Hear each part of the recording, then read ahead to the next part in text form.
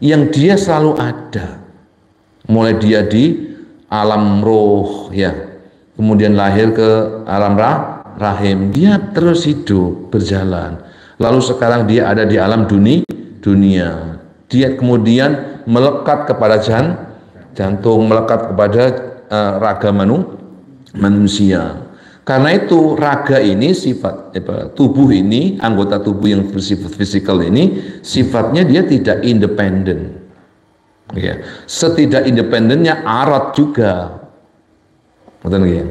Karena itu yang independen hanya jauhar itu. Jauhar atau inti atau substansi. Jadi jauhar itu artinya adalah substansi. Substansi manusia itu qalbun. Karena itu hubungan antara hati dengan jantung itu mirip hubungan antara aradun dengan jismun. Hubungan antara arad dengan jisim. Jadi dia seperti sifat yang melekat kepada jisim. Atau wal ausafi bil mausuf, hubungan antara jantung dengan hati itu seperti sifat dan yang disifati, sifat mausuf. Atau ta'alluqul musta'mili lil alati bil alah, atau hubungannya seperti pengguna suatu alat dengan alat itu sendiri.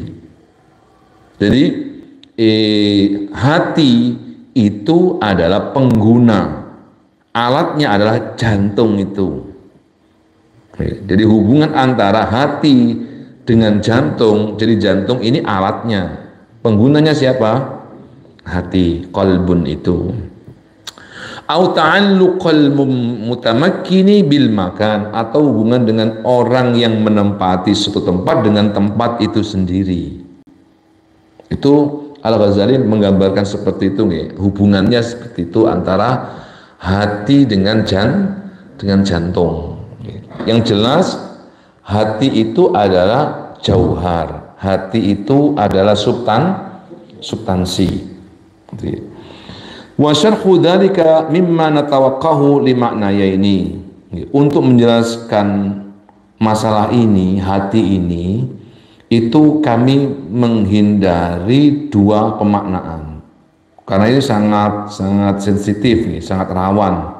Yang pertama, ahaduhuma annahu muta'alliqun bi'ulumil mukasyafati. Sesungguhnya pembahasan tentang hati itu muta'alliqun, berkaitan bi'ulumil mukasyafati, berkaitan dengan ilmu mukasyafah.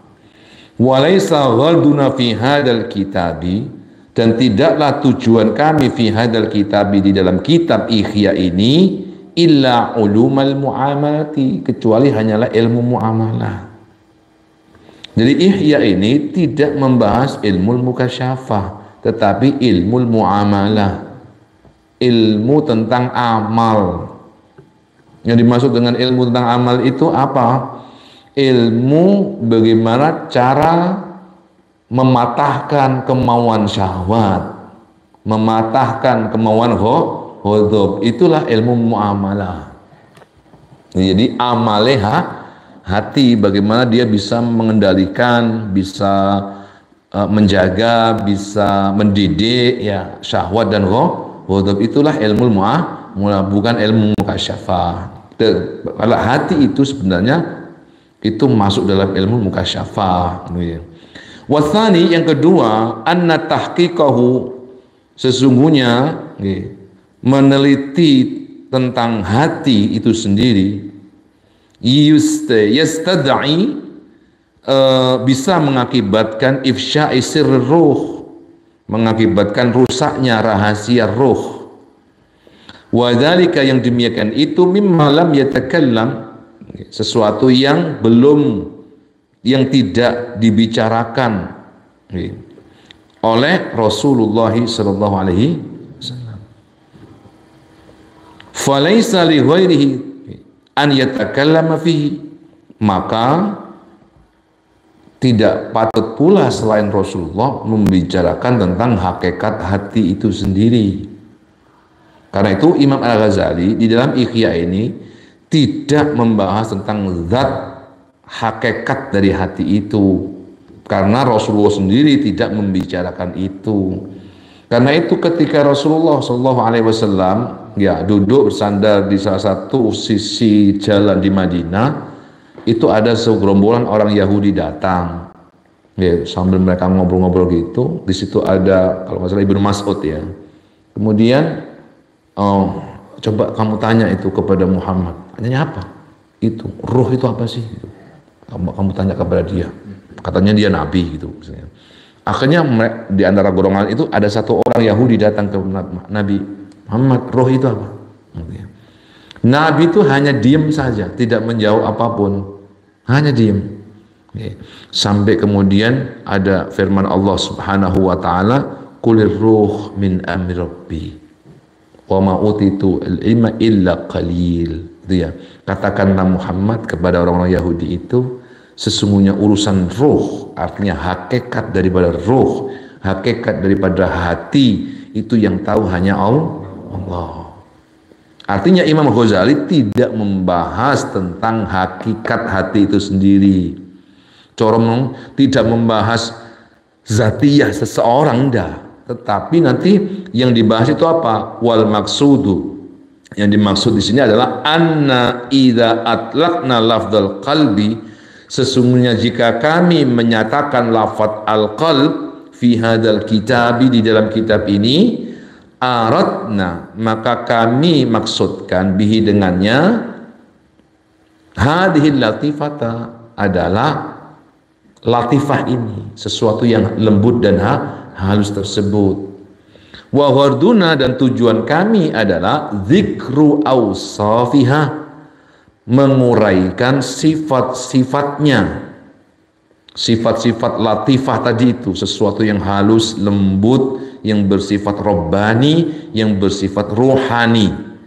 Itu yang dibahas oleh Imam Ghazali apa? Zikru awsafiha, membahas sifat-sifatnya, karakteristik-karakteristiknya, wa ahwaliha, dan perilakunya, tingkah lakunya atau ihwalnya.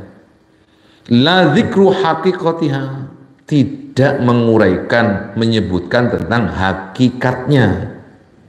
Fi dzatiha, ya, di dalam zat latifah tersebut, sama sekali tidak menyentuh masalah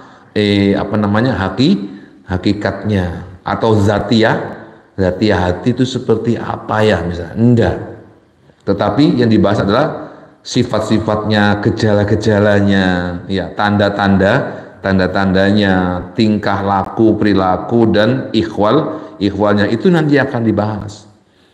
Wa ilmul muamalati, ilmu muamalah, yaftaqiru, itu membutuhkan ila ma'rifati sifatiha, membutuhkan pengetahuan tentang sifat-sifatnya, wa ahwaliha, dan ihwalnya atau kondisinya atau keadaannya, wala yahtakiru ila dzikri haqiqatiha, dan ilmu muamalah ini tidak membutuhkan ila dzikri haqiqatiha, menguraikan tentang hakikatnya. Atau jadi Imam Al-Ghazali menyebut kajian Ihya ini, kajian yang bersifat metafisis ini, itu tidak masuk dalam kategori ilmu mukasyafah, tetapi masuk dalam kategori ilmu muamalah.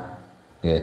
Di mana ilmu muamalah ini tentu saja terminologinya berbeda. Ilmu muamalah dalam perspektif ulama fikih gitu ya, itu berbeda. Kalau ilmu muamalah yang dimaksud di dalam Ihya